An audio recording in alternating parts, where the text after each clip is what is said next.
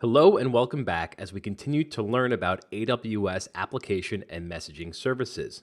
In this lesson, we're going to focus on SQS essentials. So let's click on that over here in the Orion papers, and we can also find that here in the AWS console under messaging under simple queue service.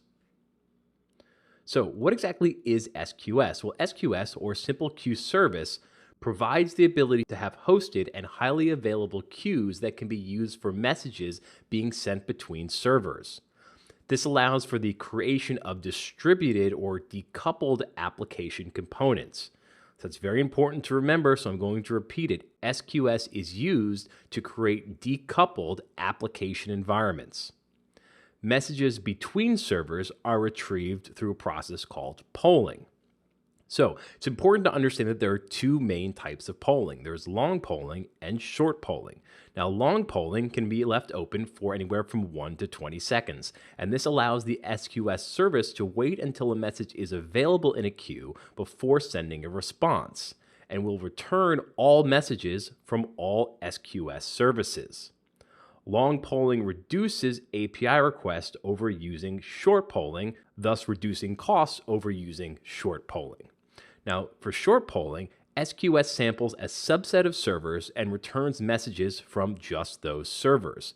It will not return all possible messages in a poll. It also increases API requests over using long polling because in order to retrieve all of the messages, you'll have to do more short polling, meaning more API requests, which will ultimately increase costs. And there also may be API limits that you may need to be aware of, although it can be very difficult to hit those limits in AWS.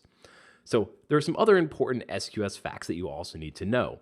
First is that each message can contain up to 250 kilobytes of text in any format. So what exactly is a message? Well, a message is just a set of instructions or pieces of information that you are sending from one server to the next.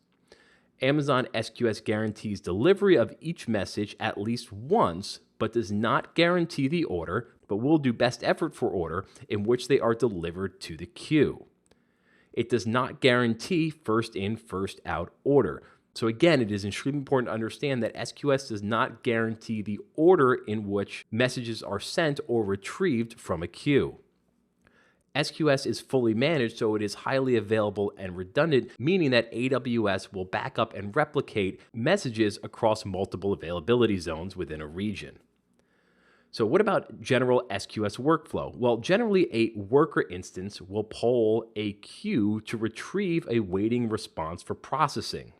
Autoscaling can also be applied based off the queue size so that if a component of your application has an increase in demand, the number of worker instances processing the requests that they pull from the queue can be increased.